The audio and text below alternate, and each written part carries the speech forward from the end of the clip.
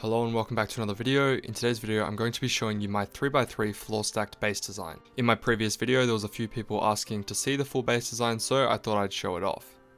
A quick disclaimer is this base design is not perfect. There's different ways that you can alter the base design and I'll go over that later, but it's important that you change it to suit your needs as a player.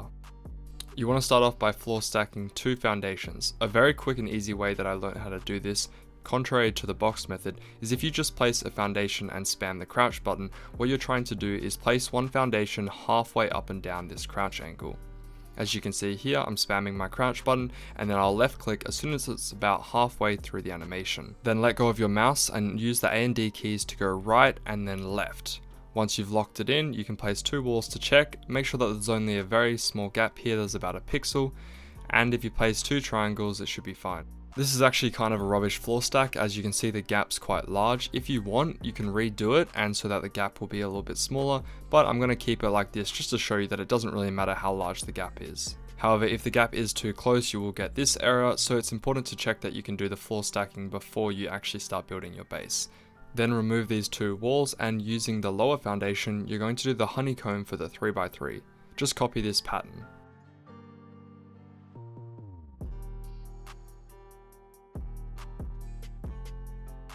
Once you get to the end, you'll notice you won't be able to place that last foundation, so destroy this triangle one here and you should be able to place a square here.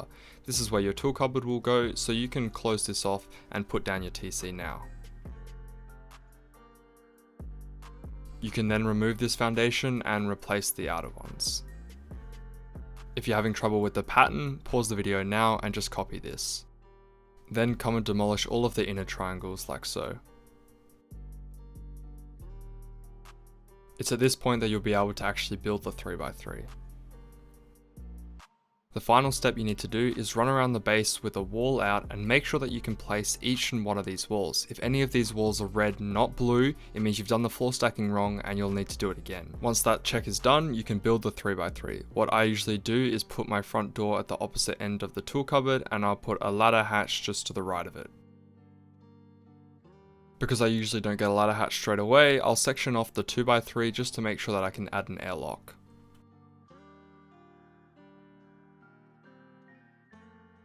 It's extremely important that at this stage you upgrade at least one of the outer foundations just in case you get griefed so that you can replace them. However, if you have the stone, upgrade all of them.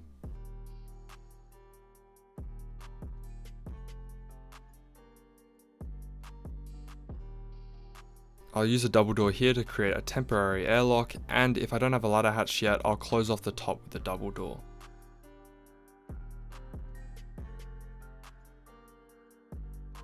As I start to get enough metal, I'll upgrade all of the inner honeycomb. Note that you won't be able to reach this once we close it off, so it's important that you upgrade it to sheet metal straight away. You can do stone, but it's kind of a waste because it's going to be metal later. Then make sure to leave room for a front door. I put mine one to the left just so I can have more garage doors.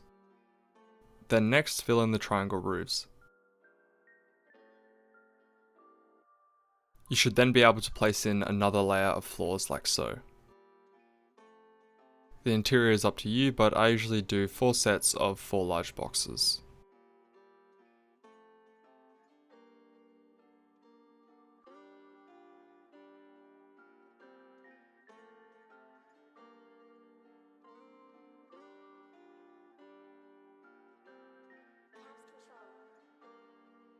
The TC boxes can be a bit of a pain to place, so I would recommend placing them before you place your second roof.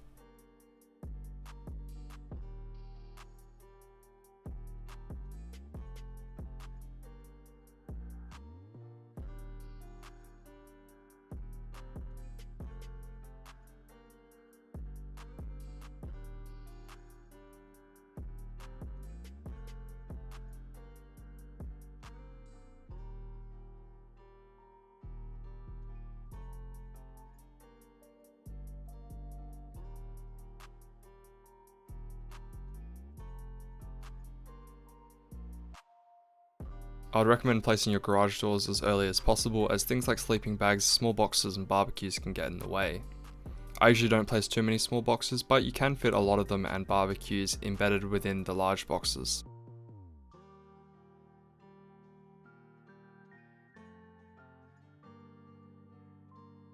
However, if you do like to hoard a lot of items, go check out some other videos for some more efficient loot room designs.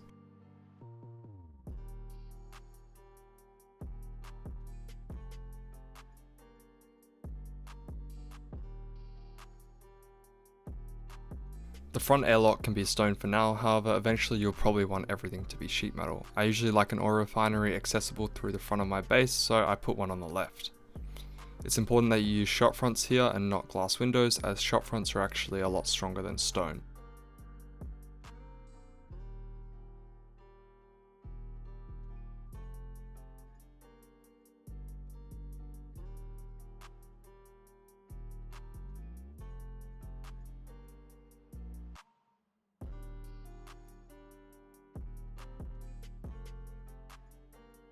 And eventually you'll want garage doors practically everywhere. You want to continue the honeycomb up as soon as you have the metal to do so. There's nothing new here, you're just repeating the pattern of doing the inner honeycomb.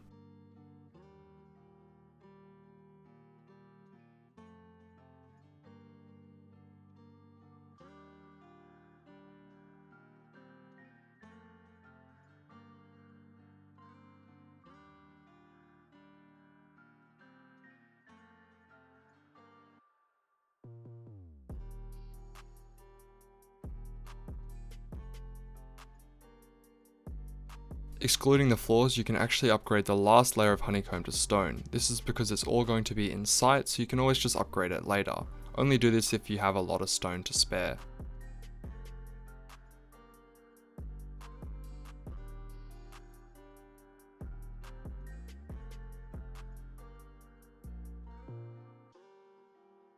It's around this time that I'll usually upgrade the core to armoured. The foundations can be sheet metal if they're low enough to the ground. It's really important that this base is as low as possible. Here you can see the foundations are actually a little bit too high, so in future I would recommend making them as low as possible.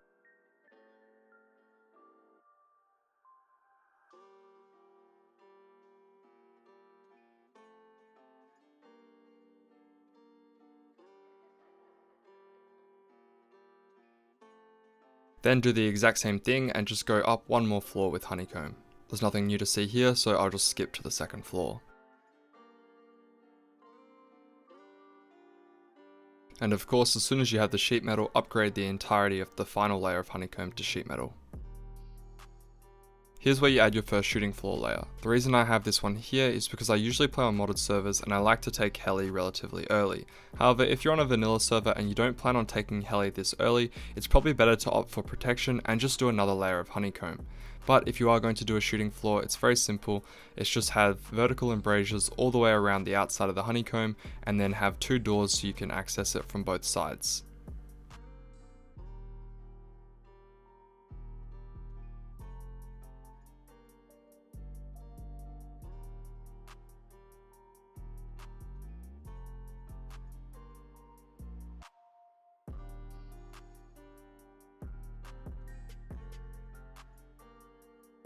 Here's where I usually put my beds, lockers, and a few boxes full of meds and ammo.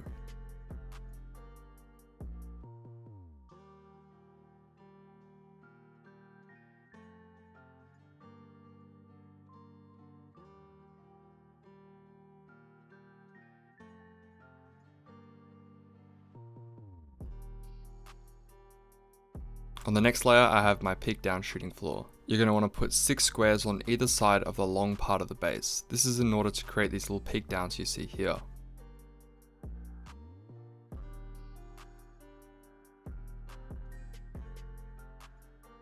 Then fill in the other part using this pattern.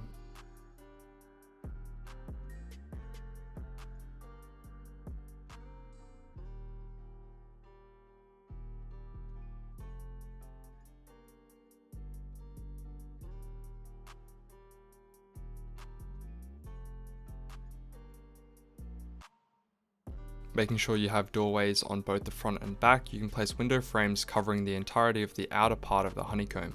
This just separates the outer part of the shooting floor, as the outer part of the shooting floor can easily be deeped on, so it's good to have an airlock. This also gives you a full 360 view of raiders if they do get into the shooting floor. Then you're going to put window frames on all the outer parts of the shooting floor. If you want this part to be completely secure, put glass windows everywhere. This allows you to store kits and items inside of this inner core. However, if you want to be able to defend yourself against raiders who get into the shooting floor, put a few vertical embrasures where I've put glass windows.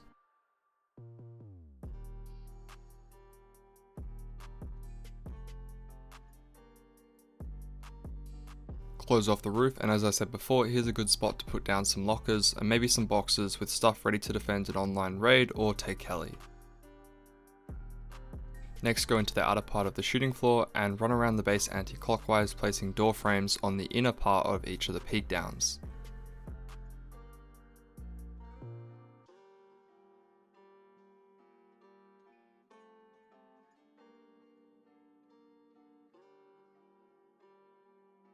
Then add your embroiders to the top shooting floor. Obviously you would have added it to the bottom one if you were using that too.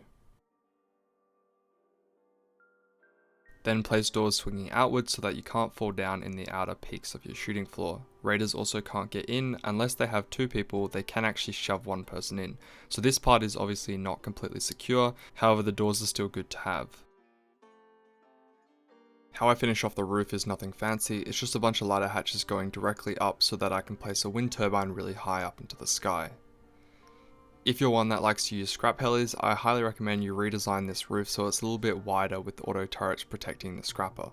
However, this just allows me to put a few mini copters on the sides, a wind turbine really high up, and so it gets enough electricity in order to power all my auto turrets on ground floor. There's plenty of different ways you can redesign the roof, so I'll leave that part up to you.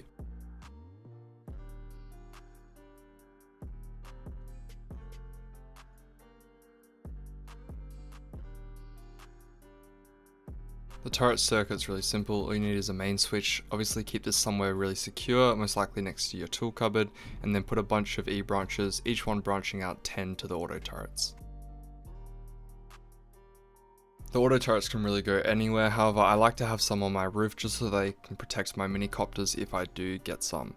However, if you do find that a lot of people are shooting them out with compound bows, it's a good idea to wall them off like I've done here. There's a few different variations you can do in order to protect them, however I find that a couple of half walls usually does the job if I've got a compound. Finally, having some external TCs is extremely crucial. What you want to do is run away from the base until you lose your privilege, and that's where you're going to place your tool cupboard. Place one square and then a triangle, place your tool cupboard in the triangle, upgrade everything to sheet metal except for the window frames, and then put down some reinforced glass armored windows.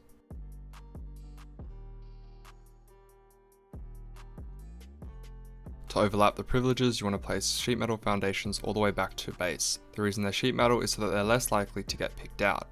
And if you're worried that they're still going to get picked out, then you can place some frames to add some more security to your base.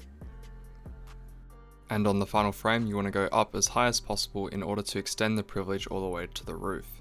If you don't do this, raiders will be able to destroy the main tool cupboard and then put another tool cupboard higher up in your base and then grief the top area. Before you place your external TCs, if you want, you can switch the location of the tool cupboard by destroying the one on the ground and placing another one higher up hidden within the honeycomb. This is because most raiders blow in through the lower floors and raiding upwards will generally be too expensive for them. This part is completely up to you, as if everyone does it then the raiders will catch on and go through the top, but I would say that the majority of raiders from what I've seen still raid through the bottom just because it's the safest bet, as that's where most of the loot is usually stored. Splitting the loot is definitely a good idea as well. The only thing left to do is make sure that you have at least 4 external TCs, build a compound, and you're pretty much done. The reason I like this base design is because it's modular, spacious, and it's very easy to build. There's many different more efficient ones out there, however I like this one for those reasons. If you have any questions about the base design, feel free to let me know down in the comments below. That concludes the end of this video. Thank you so much for watching, and as always I will see you in the next one.